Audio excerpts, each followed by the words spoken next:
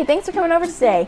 We're going to talk a little bit about tips for scheduling life as a work-from-home mom with toddlers.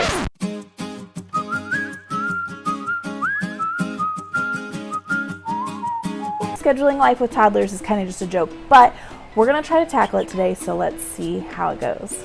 Tip number 1 is to hold your day loosely. And this is not just some nice, catchy-feely phrase. I'm serious, hold your day loosely, because you might think that you're going to crank out 3 blogs and you're going to answer all the phone calls and you're going to answer all the emails and you're going to get all these things done. And then you wake up and somebody's puking with the stomach bug, or you didn't get any sleep last night because the baby was teething, or somebody was just in a bad mood. Have you ever had those days where somebody wakes up in a bad mood, but it really can throw a wrench in your day?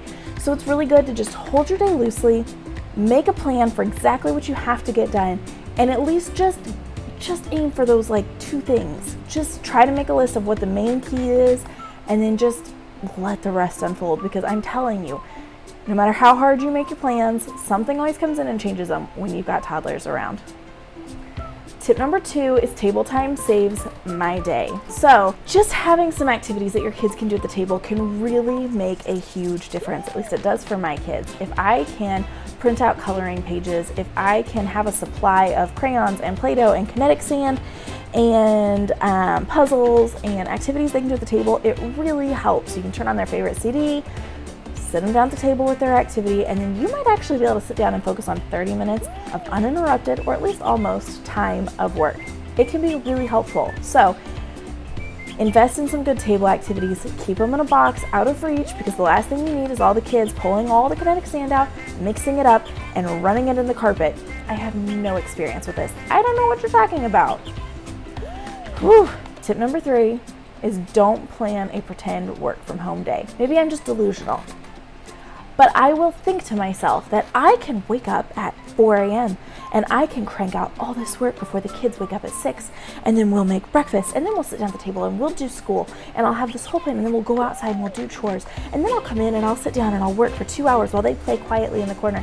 That's not really where I'm at right now, and so it does not do you any favors to even entertain those thoughts right now. If that is you, I applaud you, and I really wish I could be you. I promise, I do. But that's not where I'm at right now. So I wake up at 6 a.m. and it takes me 3 hours before I feel like I'm awake. Does anyone else relate to that?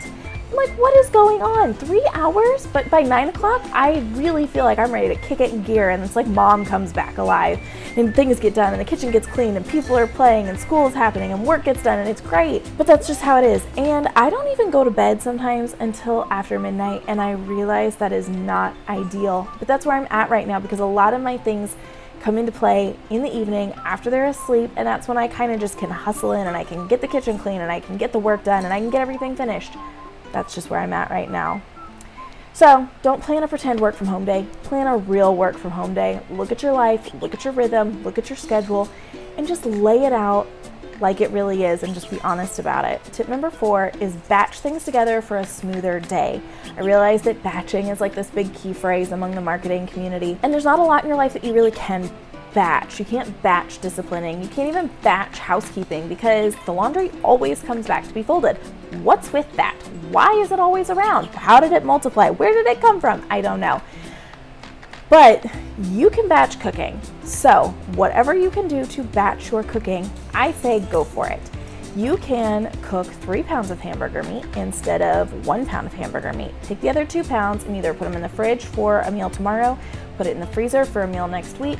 I'm just telling you, ground beef on hand, either in the fridge or in the freezer, will save your bacon. Beef.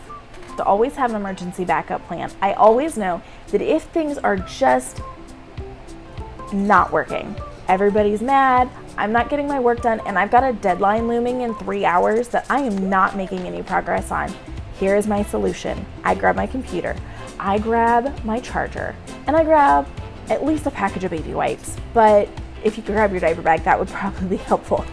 I pack everybody in the car, and I drive to my nearest coffee shop, and I get the biggest coffee they have. I get some kind of food item for everybody, whether it be scones, muffins, sandwiches, applesauce. No, not that. That's messy. Don't do that. Anything you can get that you can feed the minions with then you can sit in your car and you can generally get at least about 20 or 30 minutes worth of work done while they're sitting in the back, strapped in and eating. And if you really need some extra boost to it, you can always put a TV show on your phone. We really like Bluey, so that's a go-to around here. So we'll turn Bluey on, they'll sit in the car, they'll be quiet, they'll eat their snack, and I can get a few minutes of work done. It also really helps if you know which corner of your coffee shop gets the best Wi-Fi. And my last tip is just take a moment for gratefulness. So just sit here, take a deep breath, blow it out really dramatically. That really helps. And just remember why you're doing this. You're not just doing this, you might be doing it just to save money. Saving money on daycare costs is a really good reason. That's a really good reason to be thankful. Spending time with your kids, being able to be there for all the little moments, really good reason to be thankful. Knowing that you get to be the person that your kids run to when they need help, that's a really good reason.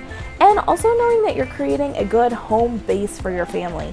You're here, your work is here, your kids are here, everybody is just kind of here. It's a lot of work. I'm right in the thick of it with you. I'm right here in the trenches. I've got all the little people. I've got a lot of work to do. But if you can just take a deep breath and remember why you're doing this, it can really help. Those are my 5 tips for how I survive working from home and scheduling my life and kind of getting through all of it with toddlers. So I'm going to drop a few things down in the description below, like links to my favorite table time activities. You're gonna want them. I promise they have been so helpful. And then I'm also going to drop a link to a daily schedule planner that you can utilize. You can customize it with Canva. You can do anything you want with it as far as making it look the way you need it to look, changing the dates. I am really excited that you came over here and joined me today. I really look forward to talking with you next time. Until then, I hope you get all of your work done. You feel proud of yourself. I hope the kids are good first-time listeners and that they don't fight too much. And maybe the laundry will fold itself. I don't know. Maybe. See ya.